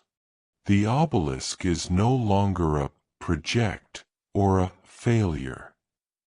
In the moonlight, it is simply a feature of the land, as natural seeming as a mesa or a dried riverbed. Its edges, softened by 3.5 millennia of wind-blown sand, blend into the surrounding rock. It is being reabsorbed. Walk to its side. Place your hand on the stone. It is not cold like marble in a mausoleum. It is neutral. It has reached thermal equilibrium with the desert night. This neutrality is its gift. It asks nothing of you. It demands no awe, no fear, no pity. It simply is. In a world of constant demand and drama, the obelisk offers the profound peace of pure existence. Look at its surface. The scooping marks, so vivid in the sun, are now just gentle undulations in the starlight. The fatal crack is a seam of deeper shadow, no longer a wound, but a character line, the stone's unique fingerprint. Lichen, pale and luminous in the low light, traces along its edges. A tenacious desert flower has taken root in a pocket of accumulated dust, its petals closed for the night. The obelisk is not dead, it is inhabited. It has become an ecosystem, a provider of shade, moisture, and foothold in a hard land. This is the first lesson of its eternal sleep: integration. The obelisk has traded the lonely, exalted singularity of a temple monument for the connected humility of being part of the desert's web of life. It is a landlord to insects, a canvas for lichen, a thermal mass for lizards. Its purpose has shifted from the symbolic to the ecological. It is doing real, quiet good. Now, lie down on the quarry floor beside it. Look up. The Milky Way stretches from horizon to horizon, a river of shattered diamonds. From this prone position, the obelisk is no longer a thing to be looked at. It is a companion in perspective. You and the giant are both lying down, both gazing at the same infinite sky. The hierarchy of observer and observed dissolves. You are both witnesses. In this shared horizontality, a deep understanding dawns. The obelisk's failure to stand was, in the grandest view, an avoidance of a different kind of death. A standing obelisk is a static thing. It fights gravity every second. It resists wind, rain, and earthquake. It is a gesture of defiance that must be maintained.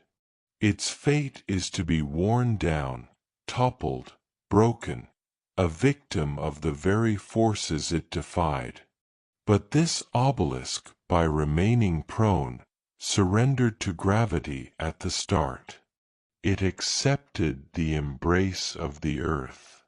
In doing so, it found a different kind of eternity. Not the eternity of resisting time, but the eternity of moving with time. It is eroding, yes. It is becoming sand. But that process will take hundreds of thousands of years. and in that slow return to dust, it is in harmony with the mountains around it, which are also slowly becoming sand. It is not falling, it is flowing at geology's pace. Its sleep is not an unconscious void. It is a state of profound awareness, an awareness of the turn of the stars, the cycle of the seasons, the occasional footfall of a human visitor, the scuttle of a fox.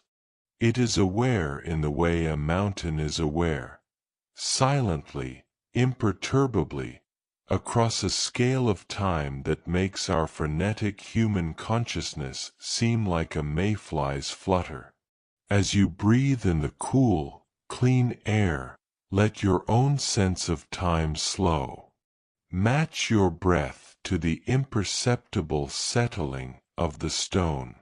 Feel your own small worries, your plans and regrets, being gently pressed flat by the weight of this deep time. The obelisk offers no advice, no mantra. It simply models a way of being. Be heavy, be patient, be here. This is the beginning of its final gift, not a story of triumph, but a space for peace. A literal and metaphorical space in the desert where you can come to remember that you, too, are part of a process much larger than your individual story. That your flaws, like the crack in the stone, do not define you. They are simply part of your landscape. That your ambitions, even the unfinished ones, are beautiful in their essence, regardless of their outcome. The obelisk sleeps, and in its sleeping, it invites you to rest, not just for a night, but to touch a rest that is as deep and enduring as stone itself. The night deepens. The zenith of stars wheels slowly overhead. We are now in the heart of the silence, the core of the obelisk's eternal sleep. Let us explore the dimensions of this slumber, for it is not a single state, but a layered, profound existence. The sleep of ambition rested. For nearly 2 millennia, the obelisk was an object of acute human intention. Every chip of stone, every swing of the hammer, was charged with the ambition of a pharaoh and the focused will of a civilization. That ambition was a form of energy, a psychic tension held in the very molecules of the granite.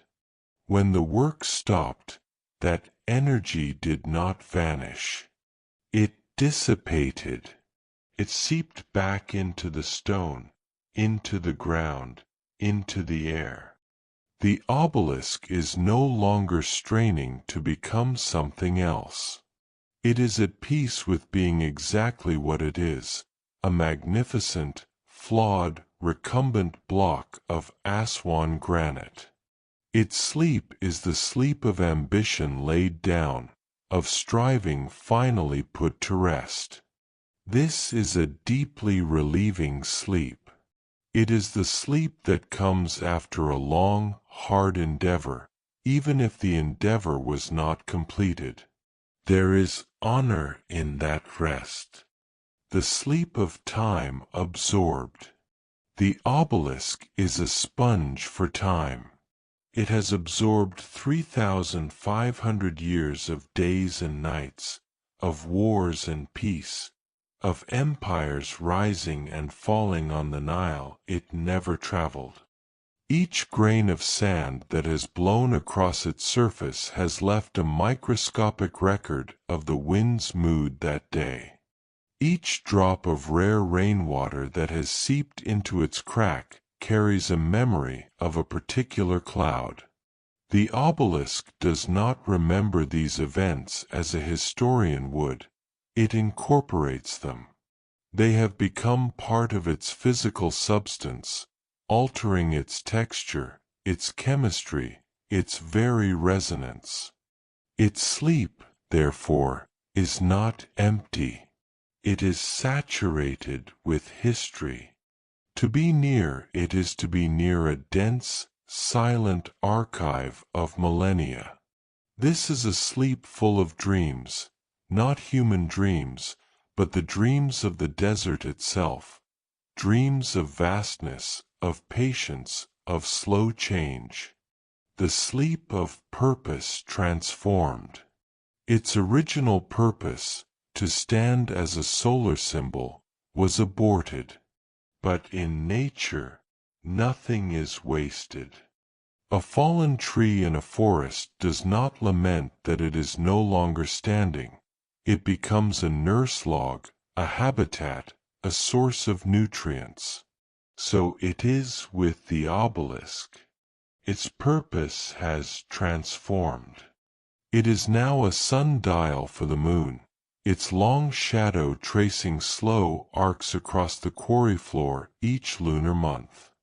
It is a geomagnetic landmark for creatures that navigate by the Earth's field. It is a thermal refuge for life in the extreme desert. It is a teacher for those who come, like us, to learn from its story. Its sleep is therefore active.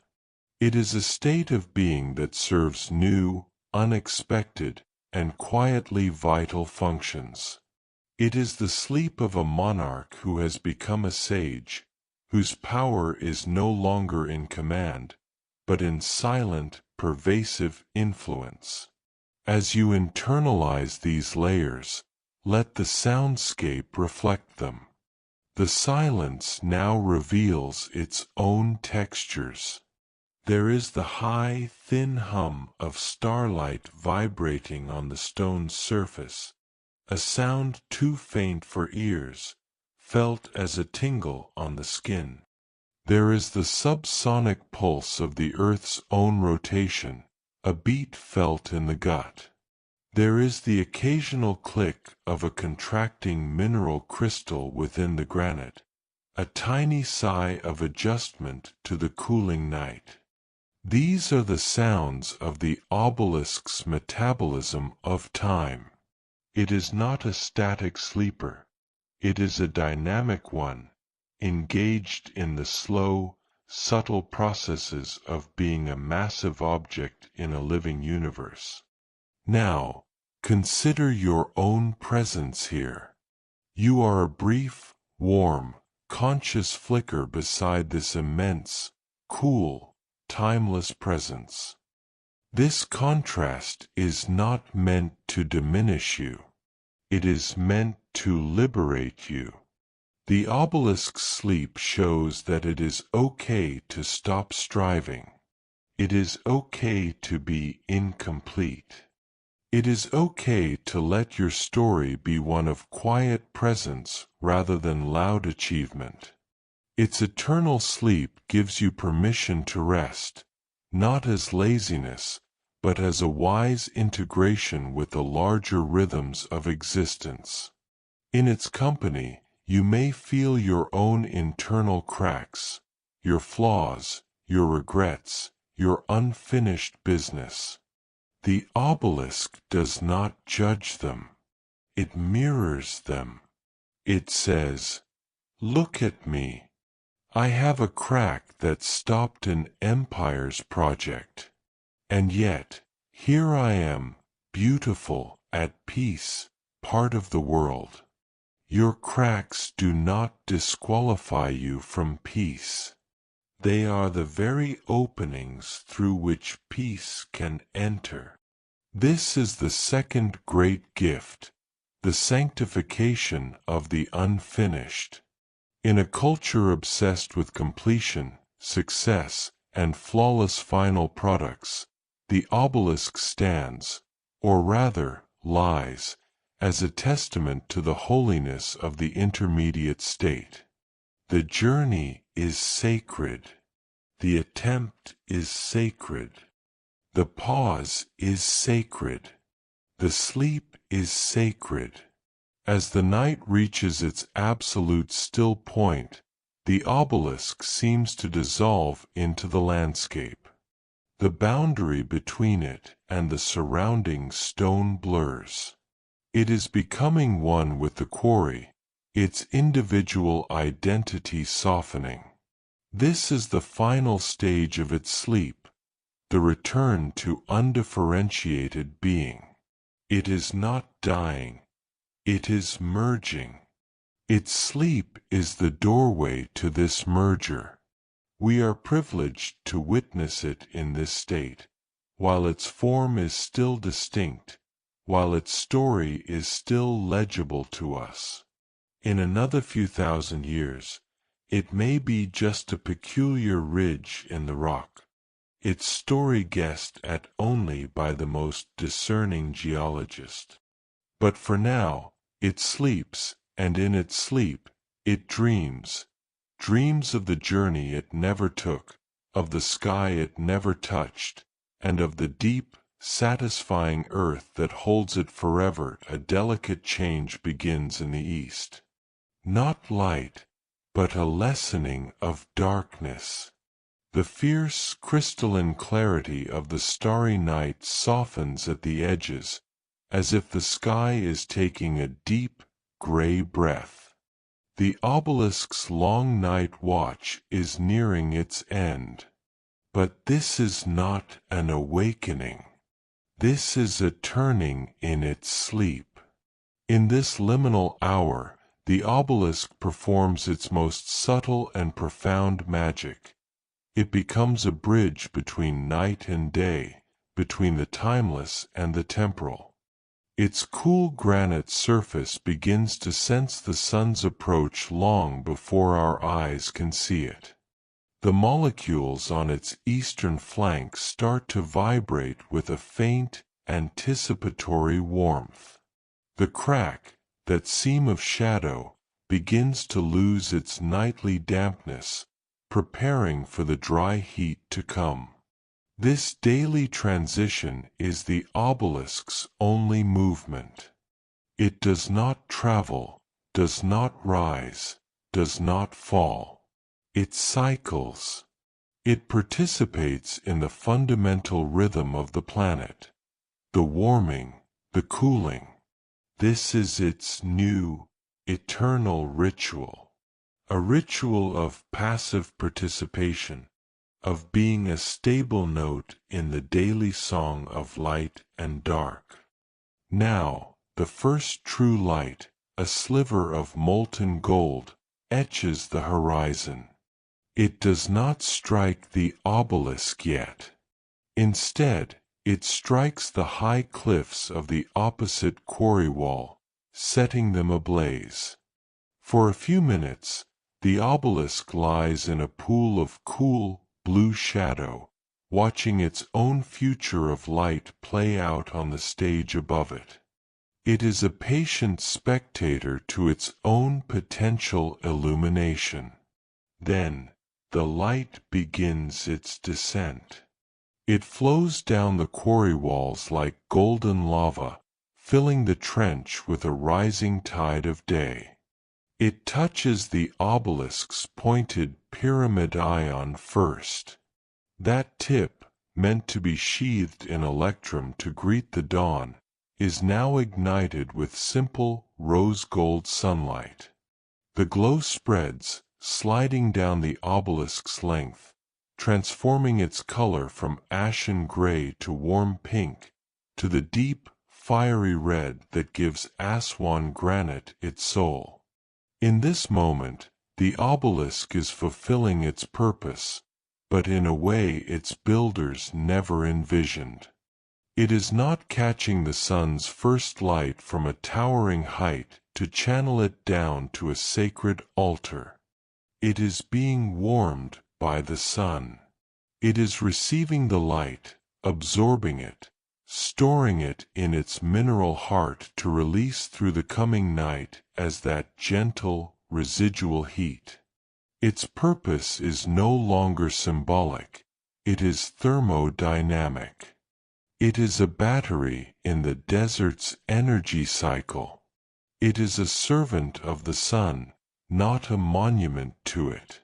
This is the ultimate peace, to find your true, humble function in the great web of things, far from the noisy clamor of intended glory. As full daylight fills the quarry, the obelisk returns to its familiar, solid self. The mysteries of the night recede.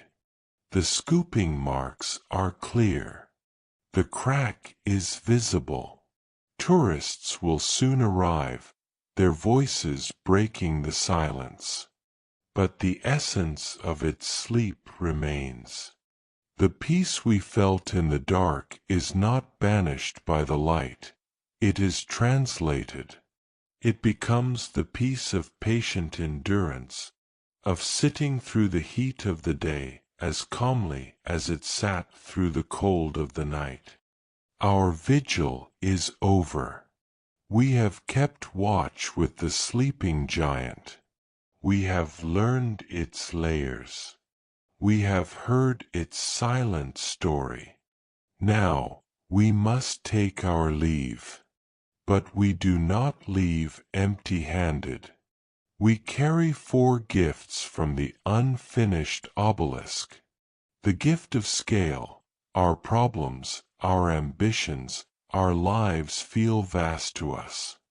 The obelisk shows us true vastness, of weight, of time, of effort, and in that comparison, our own struggles find a merciful, manageable proportion.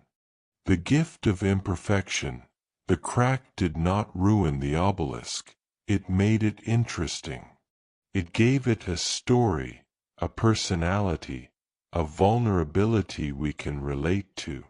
Our flaws are not failures, they are the cracks where our unique character shows. The gift of the unfinished. We are all unfinished projects. The obelisk gives us permission to be in progress, to find beauty and peace in the state of becoming, without the frantic need for a completed, perfect facade. The gift of deep rest. The obelisk models a rest that is not escape, but integration. It is a rest that comes from being exactly where you are, as you are, part of the world's slow, beautiful turning. As we climb out of the quarry for the last time, we turn for a final look. The obelisk lies in its trench, solid, silent, and utterly at peace. It is not waiting for anything. It is not regretting anything. It is. And in its serene, eternal sleep, it offers an invitation.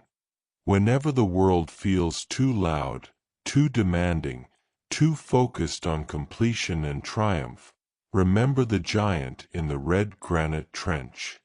Remember that it is okay to lie down.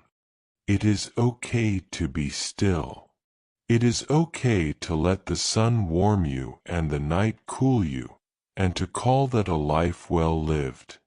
The journey of the unfinished obelisk is complete, not because it reached a destination, but because it found its rest. And in sharing that rest with us, it has become more than an ancient artifact. It has become a sanctuary in stone, a temple of silence, a forever place of peace for the human soul. Good night.